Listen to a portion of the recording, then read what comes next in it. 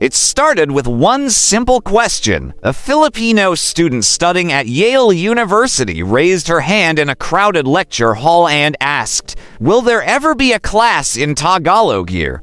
The room went silent. The professor blinked in surprise. The students looked around, some confused, others curious. That single question, about a language spoken by millions, set off a chain of events that nobody saw coming. What happened next shocked not just Yale, but the entire academic world. Her name was Angela Cruz, a 20-year-old student from Quezon City, Philippines. She had earned a scholarship to Yale, one of the most prestigious universities in the world, known for its brilliant minds and global reputation. But as she sat in classes discussing history, culture, and literature from around the world, she realized something strange. While the university offered courses in dozens of languages, from Arabic to Swahili, there was no option to learn Tagalog, the main language of her homeland. That bothered her deeply. After class one day, she decided to ask a question that most international students might have kept to themselves. Why isn't Tagalog offered as a language course here? Her question wasn't meant to cause trouble. She was simply curious. But the reaction she got was mixed. Some students laughed quietly, assuming it was a joke. Others looked at her with surprise, as if she had asked for something unusual. The professor hesitated, then said politely, "That's an interesting question. I'm not sure, but perhaps the demand isn't high enough." That answer didn't sit right with Angela. Demand. Tagalog was spoken by more than 100 million people worldwide, not counting overseas Filipinos in the US, the Middle East, and Europe. It was the fourth most spoken language in the United States according to the US Census Bureau. How could it not be important enough? She decided to dig deeper. Angela wrote a short article for Yale Daily News, the university's student newspaper, titled "Why Not Tagalog?" In it, she shared her experience of being proud of her culture yet feeling invisible in a place that claimed to celebrate diversity. The article was short, heartfelt, and honest. But what she didn't expect was how fast it would spread. Within days, the article went viral. Filipino students and alumni from different universities across the United States began sharing it online. The post reached social media platforms in the Philippines, where thousands of people began discussing it. News outlets picked up the story, calling it a wake-up call for American universities that overlooked Southeast Asian languages. Soon, Yale's administration took notice. They were flooded with emails, tweets, and letters from students and educators around the world asking why Tagalog wasn't part of the curriculum.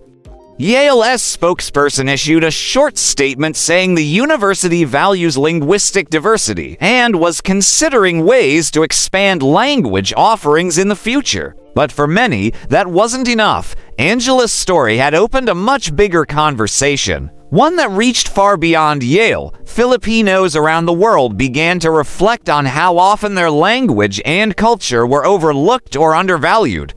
Many shared stories about being told to speak English only or being teased for their accents. Parents who had migrated to the US confessed that they never taught their children Tagalog, fearing it would make life harder for them.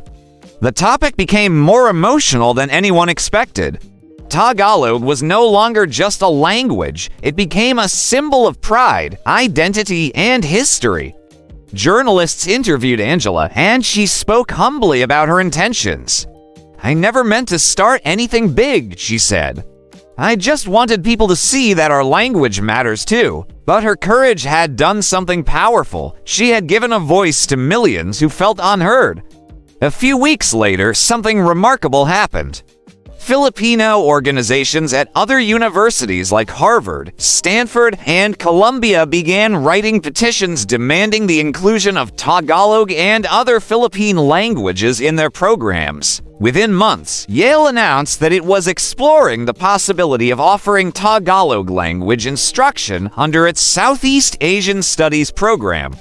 The announcement sparked celebration online.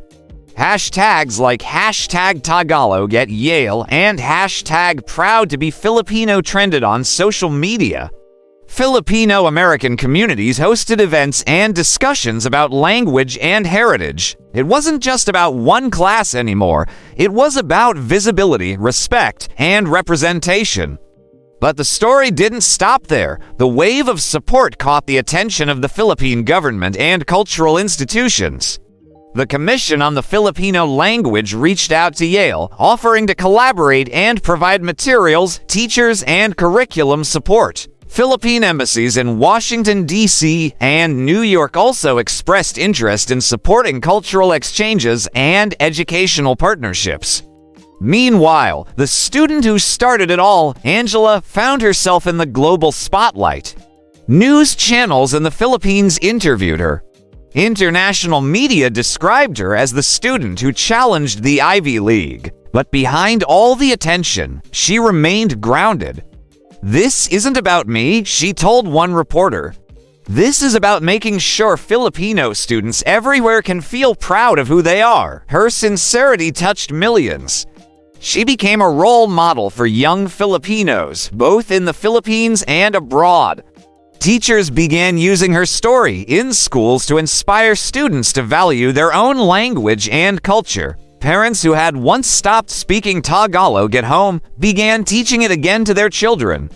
Something that started as a question in a classroom had become a global cultural movement, but not everyone agreed with it. Some critics argued that adding Tagalog courses wasn't necessary because students could already learn global languages like Spanish or Mandarin. Others said universities couldn't accommodate every language in the world. Angela didn't take offense. Instead, she responded thoughtfully in an interview. "It's not about learning every language," she said. "It's about recognizing the communities that are already here." The Filipino community has been part of the United States for more than a century. "We're not new. We've just been ignored." Her answer silenced many of her critics, and soon, her words began influencing academic discussions. Scholars pointed out that Filipino Americans were the second largest Asian group in the U.S., yet their culture was rarely represented in higher education.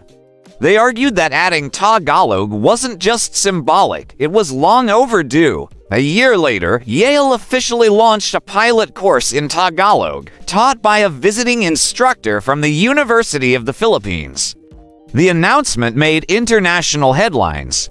For the first time in Yale's history, students could learn one of the most widely spoken languages in Southeast Asia. The class filled up within minutes of opening for registration. Students from different backgrounds, not just Filipinos, signed up, curious to learn more about the Philippines and its vibrant culture. When the first class began, Angela sat quietly in the back row, smiling. She wasn't enrolled, but the professor had invited her to attend the opening session as a guest. The moment felt surreal. What began as a simple question had turned into real change. That same year, other Ivy League schools began following Yale's lead. But she never regretted speaking up. "Sometimes," she said during her graduation speech, "change starts with a question that makes people uncomfortable." I asked one, and the world answered. Her story continued to inspire new discussions about cultural inclusion, diversity, and identity. Universities began reassessing their curriculums to ensure that underrepresented communities were not left out. Scholars praised Angela for starting what they called a linguistic awakening, a reminder that every language carries a piece of humanity as collective story. Even in the Philippines, her story sparked a revival of interest in native languages. Schools began encouraging the use of Filipino and regional dialects in classrooms. Artists, poets, and filmmakers started incorporating more local languages into their work. The pride of being Filipino was shining brighter than ever before. Years later, when Angela returned to Yale as a guest speaker, she walked into a hall packed with students eager to hear her story. She smiled, remembering that day when she first asked her question. Now, the same campus that once fell silent at the mention of Tagalog was filled with students greeting her with "Magandang araw."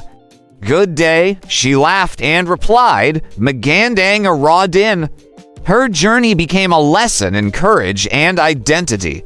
It taught the world that no language is too small, no culture too distant, and no voice too quiet to be heard. The movement she started had gone beyond Yale, beyond the United States, beyond her own generation. It became a symbol of how one person's curiosity could lead to global awareness.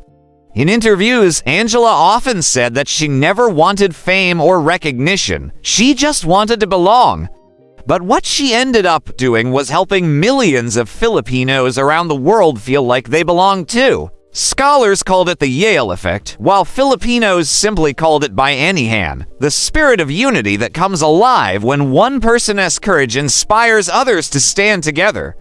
Today, Tagalog is taught in universities around the world. From New York to London to Tokyo, Filipino cultural clubs have grown in numbers, and Tagalog language apps have seen a surge in users. What started with a question in a Yale classroom became a worldwide celebration of Filipino pride. Angela's story remains a reminder that change doesn't always come from protests or politics. Sometimes it begins with something as small as asking, "Why not?" And that question, asked with sincerity, courage, and pride, can echo across continents, inspiring generations to come. In the end, the world didn't just hear about Tagalog, it learned to listen. Harvard launched its own Tagalog program, while the University of California system expanded its Filipino language offerings. The momentum spread to Europe, where universities in London and Berlin began exploring Tagalog studies through exchange programs. Media outlets began calling it the Tagalog Renaissance. Even streaming platforms like Netflix and Disney Plus started featuring more Filipino films and shows with English subtitles, acknowledging the growing global interest in Philippine culture. But perhaps the most heartwarming moment came when a small group of Filipino-American children visited Yale on a cultural field trip. They toured the campus, and one of the guides proudly told them, "You can now study Tagalog here." The children's faces lit up. For them, it meant something more than just a language course. It meant their heritage had finally been recognized. Angela, now finishing her senior year, reflected on how far things had come. She had faced criticism, doubt, and even online hate during the height of the controversy.